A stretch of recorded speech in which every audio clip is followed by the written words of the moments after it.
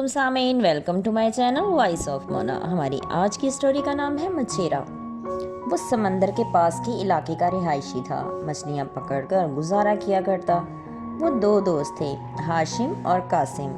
हाशिम को सर में चोट लगी तो उसकी नज़र चली गई। हाशिम अंधा हो चुका था, वो अब अकेला नहीं जा सकता था। कासिम उसका दोस्त था। कासिम उसका ख्याल रखता, उसको साथ लेकर जाता, सारे काम खुद करता और उसका ख्याल भी बहुत रखता। हाशिम की बीवी बहुत खूबसूरत थी। कासिम उसको हाशिम के खिलाफ करता। हाशिम को नहीं पता था इस तरह वक़्त के साथ साथ वो मारिया को हाशिम के खिलाफ कर रहा था और मारिया भी उसके चक्कर में आ चुकी थी। इधर हाशिम को एक दिन एक डॉक्टर मिली, वो उसे अस्पताल ले गई और उसका इलाज करने लगी। हाशिम ने किसी को नहीं बताया वो इलाज करवा रहा है। फिर आहिस्ता आहिस्ता उसकी नज़र सही होने लग गई। उसने कासिम को देख लिया, वो नफरत करने लगा उनसे। वो डॉक्टर हाशिम का बहुत ख्याल करती थी, वो हाशिम को पसंद करती थी। फिर हाशिम की आंखें सही हो गईं। उसने अपनी बीवी को छोड़ दिया और डॉक्टर से शादी कर ली। वो अब खुश था। उसका दिल टूटा था लेकिन अब वो ठीक था। अगर उसे धोखा मिला था तो साथ ही सच्ची मोहब्बत भी मिल गई थी। और वो एक मछेरा था लेकिन एक डॉक्टर उस पर फिदा हो गई थी और उसकी किस्मत बदल गई। वो अब खुश था लेकिन उसका यकीन टूटा था।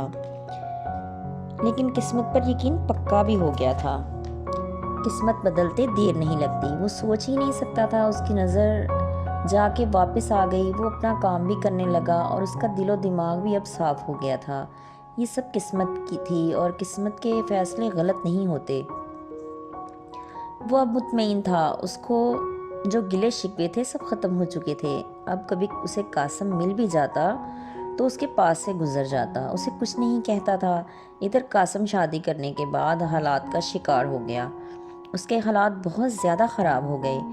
वो दोनों आपस में लड़ने झगड़ने लगे, एक दूसरे को बुरा भला बोलते। लड़ाई ख़त्म होती ही नहीं थी। वो एक दूसरे पर इल्ज़ाम तराशी करते रहते। हाशिम को लोग बताते तो वो कहता किस्मत की बात है, जो किस्मत में लिखा था वो हो गया।